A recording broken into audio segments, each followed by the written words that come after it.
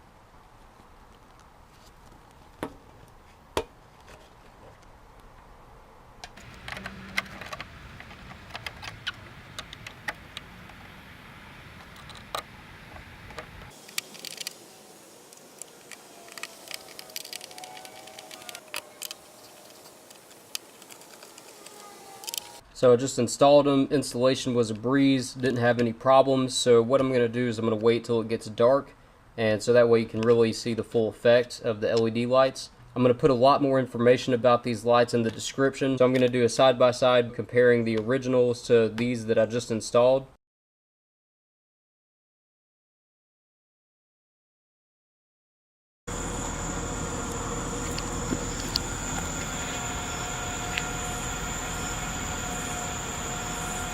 So yeah, you can clearly tell the difference. I'm extremely happy with these LED bulbs. I'm gonna get some more for the rest of my lights on my car, and I would highly recommend these. I'm happy with them.